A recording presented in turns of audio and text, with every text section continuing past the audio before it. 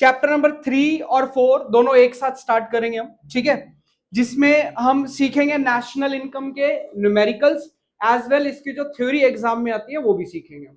तो पिछली क्लास में ये वाला टॉपिक हमने कर लिया था, थोड़ा सा रिकॉल करते हैं। पिछली क्लास में हमने जो बातें करी थी नेशनल इनकम, इनकम की बात करी थी। देखो लास्ट क्लास में हमने इनकम के बारे में पढ़ा था। मैंने बताया दो तरीके की इनकम जनरेट होती है इकोनॉमी में, one is factor and other is transfer. Factor income क्या होती है? Factor income is reward of factor services.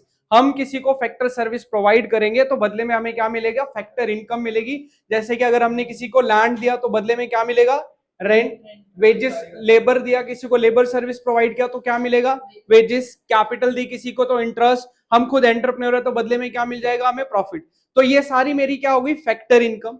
जितनी भी फैक्टर इनकम होती है सारी की सारी नेशनल इनकम में इंक्लूड करी जाती है। खास बात हमेशा याद रखना, जितनी भी फैक्टर इनकम इकोनॉमी में जनरेट होगी, all the factor incomes are included in the estimation of national income.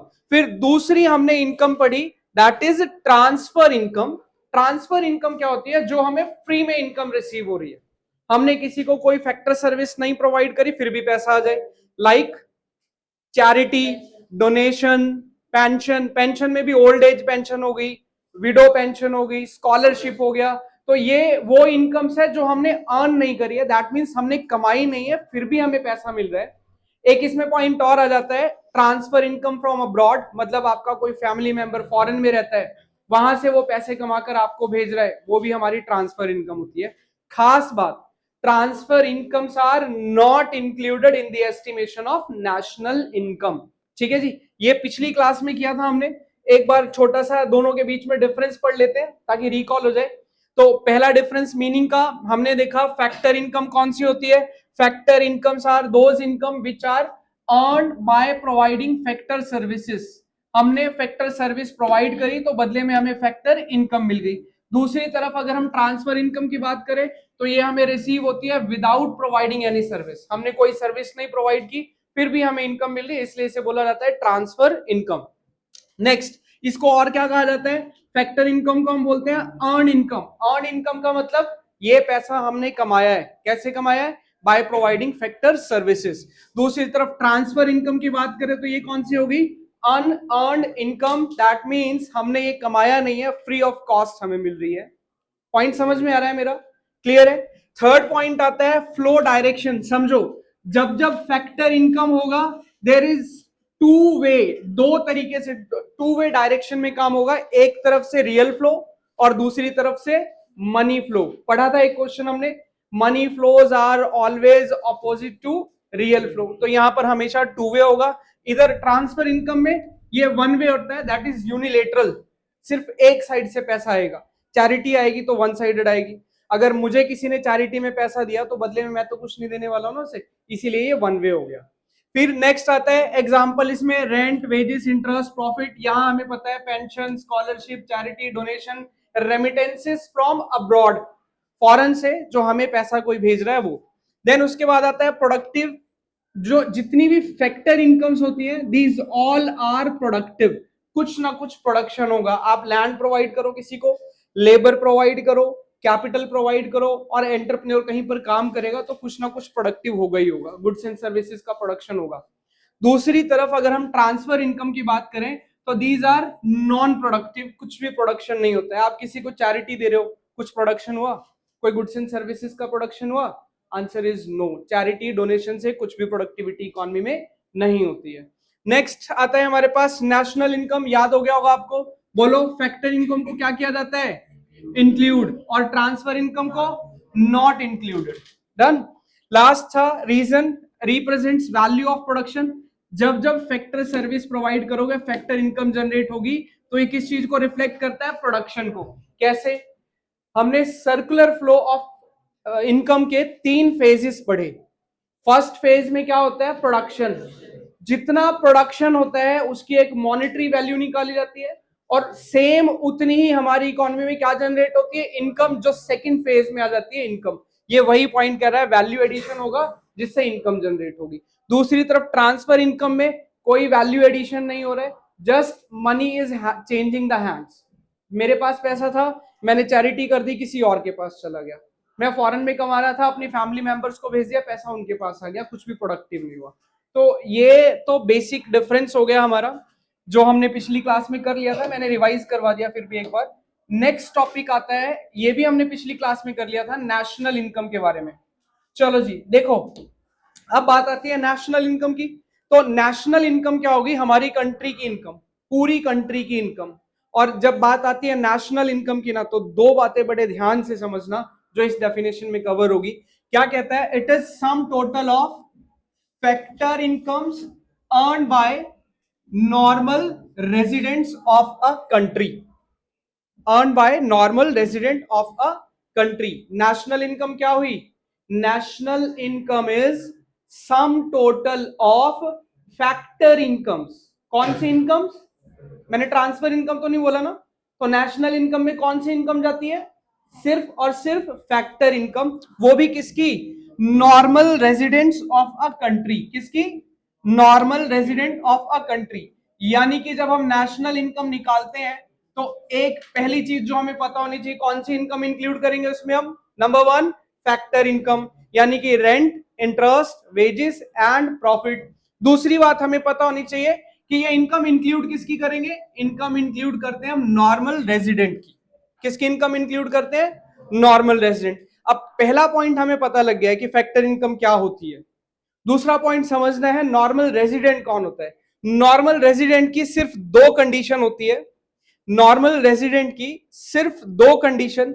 अगर कोई भी पर्सन नॉर्मल रेजिडेंट की वो दो कंडीशन फुलफिल कर देगा तो हम उसको क्या बोलेंगे? He is normal resident of India, और उसकी इनकम को हम अपनी कंट्री की इनकम में, नेशनल इनकम में इंक्लूड करेंगे। कौन सी दो कंडीशन है वो? Condition number one, the person must reside in the country for 1 year और मोर। मतलब जिसकी इनकम को आप हमारी कंट्री, अपनी कंट्री की नेशनल इनकम में इंक्लूड करना चाहते हो, उसको देखो क्या वो नॉर्मल रेजिडेंट है। नॉर्मल रेजिडेंट कैसे पता लगेगा? पहली चीज देखेंगे उसको इंडिया में रहते हुए कितना टाइम हो गया है।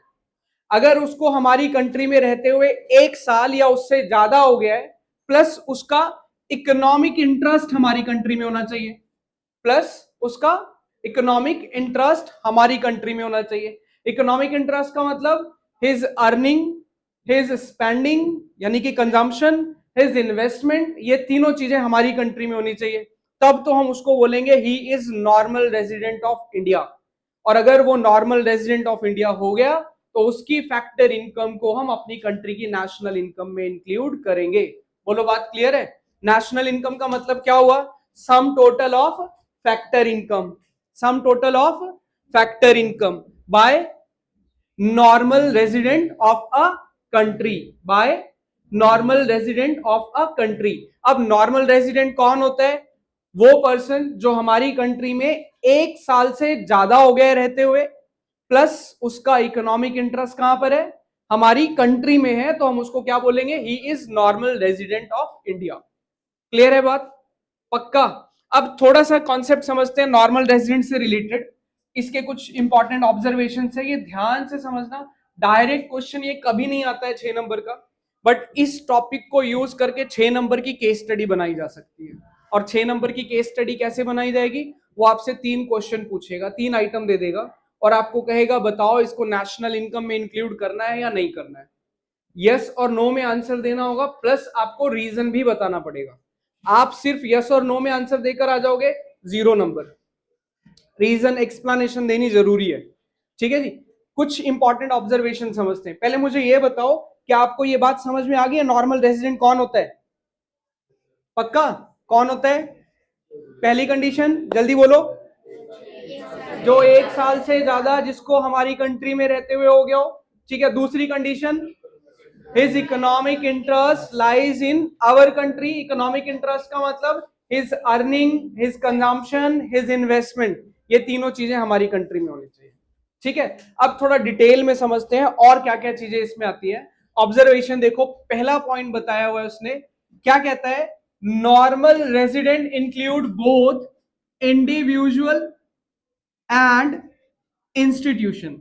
इंडिविजुअल एंड इंस्टीट्यूशन मतलब जो हम ये 1 साल की कंडीशन और इकोनॉमिक इंटरेस्ट वाली कंडीशन लगाकर देख रहे हैं, ये सिर्फ इंडिविजुअल्स पर अप्लाई नहीं करेंगे, हम कंपनीज के ऊपर भी अप्लाई करके देखेंगे। समझ रहे हो मेरी बात? कोई कंपनी जिसका हेड ऑफिस तो फॉरेन में है, उसकी एक ब्रांच इंडिया में है, और वो इंडिया में काम करते हुए 1 साल से ज्यादा हो गया है, इंडिया में वो कंपनी अर्न कर रही है, इंडिया में वो कंपनी खर्चा कर रही है, इंडिया में वो कंपनी अपना इन्वेस्टमेंट कर रही है, तो दोनों कंडीशन फुलफिल कर दी उसने। है वो कंपनी इंडिया में 1 साल से ज्यादा, इकोनॉमिक इंटरेस्ट इंडिया में, तो वो कंपनी क्या हो जाएगी? Normal resident of India. क्या कहलाएगी वो company? Normal resident of India, चाहे वो कंपनी विदेश की है, चाहे वो कंपनी कहां की है? विदेश की, फॉरेन की है। हमारे लिए क्या होगी वो? नॉर्मल रेजिडेंट ऑफ इंडिया, और उसकी इनकम को हम इंडिया की नेशनल इनकम में इंक्लूड करेंगे। समझ में ये बात? थोड़ा इजी करते हैं। देखो, एक पर्सन है, वो यूएसए का है। कहां का? यूएसए का है। रहते हुए इंडिया में उसको 1 साल हो गया है, पहली कंडीशन फुलफिल कर ली। जॉब उसको इंडिया में मिली हुई है, इनकम यहां पर अर्न कर रहा है, खर्चे यहां पर कर रहा है, कंजम्पशन, इन्वेस्टमेंट भी इंडिया में कर रहा है, तो इसने तो दोनों कंडीशन फुलफिल कर दी नॉर्मल रेजिडेंट की। 1 साल से ज्यादा यहां रह रहे हैं, ठीक है जी। और दूसरा, इकोनॉमिक इंटरेस्ट यहां पर है, तो वो जो व्यक्ति हुआ, वो जो पर्सन हुआ, नॉर्मल रेजिडेंट ऑफ इंडिया हो गया। सेम कंडीशन कंपनीज के साथ भी देखेंगे हम। मान लो हमारी कंपनी, हमारी इंडिया में कोई कंपनी जैसे कि टाटा है, टाटा की एक जेएसएलआर कंपनी चलती है, जैगवार वगैरह जो बेचते हैं बाहर फॉरेन में वो लोग, रेंज रोवर गाड़ी जो है और जैगवार जो है, इसको पूरा टेक ओवर किया हुआ है टाटा ने।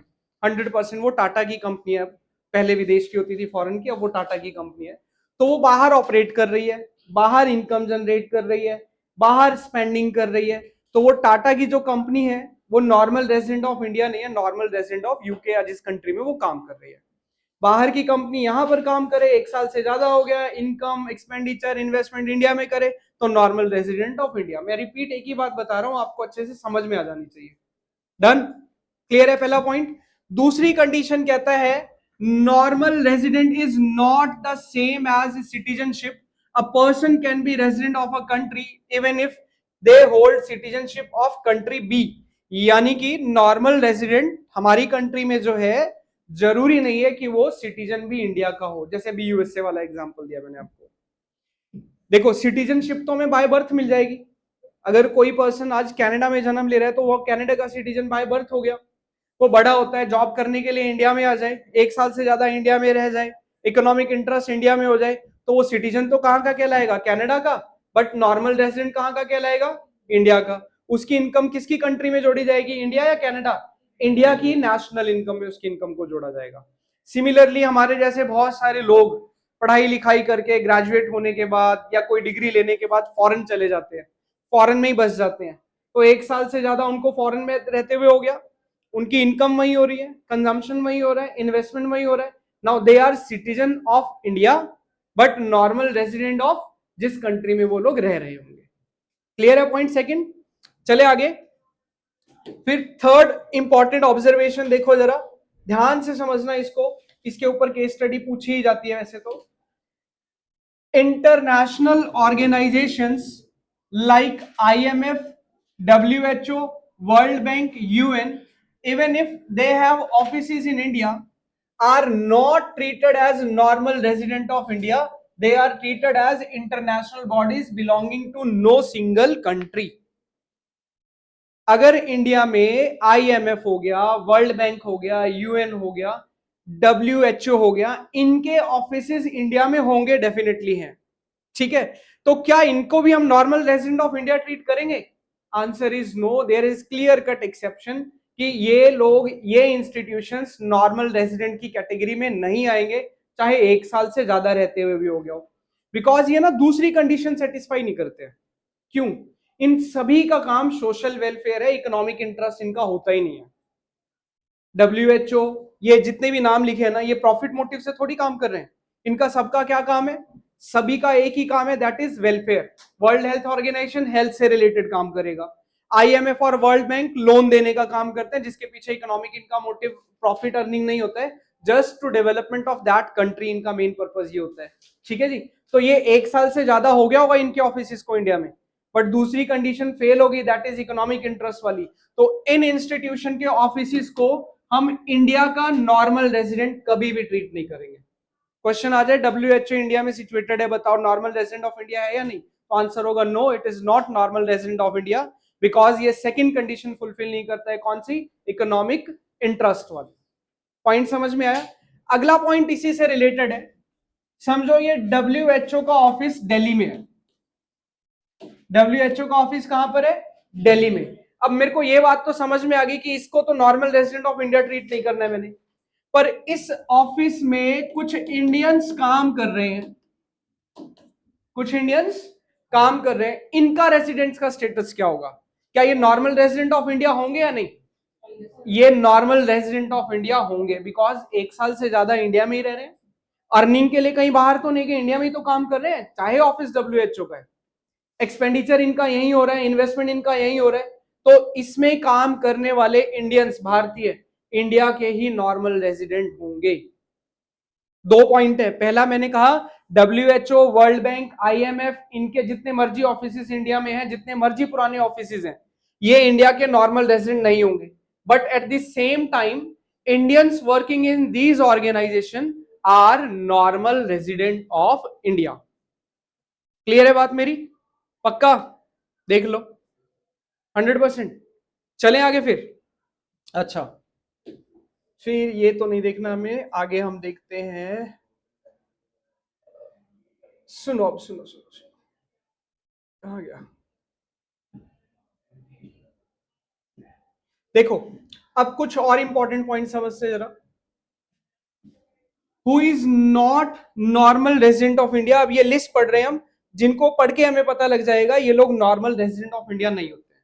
क्यों नहीं होते? विद रीजन बताऊंगा मैं आपको। नंबर 1, फॉरेन टूरिस्ट और विजिटर्स।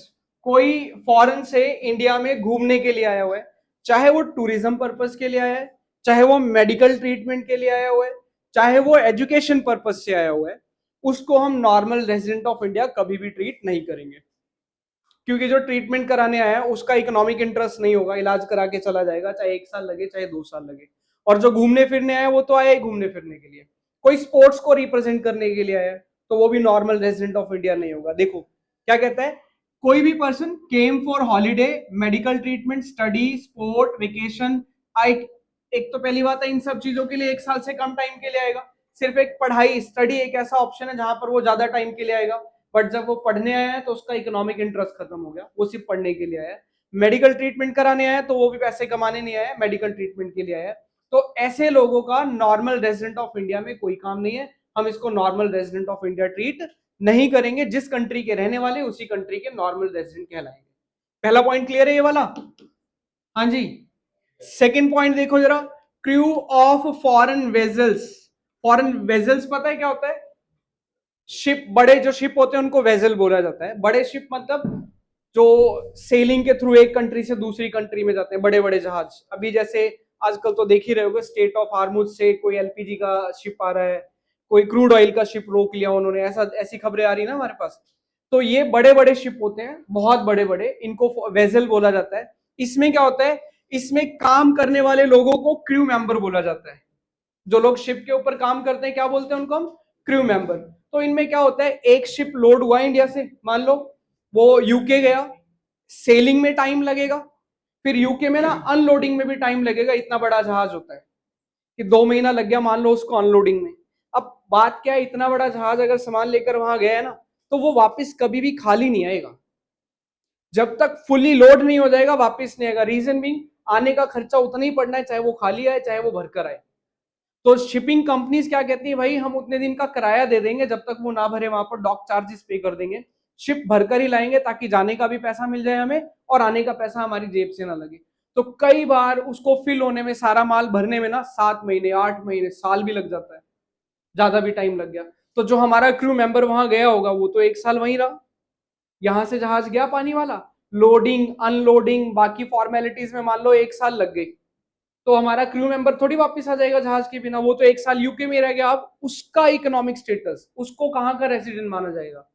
उसको इंडिया का ही रेसिडेंट माना जाएगा।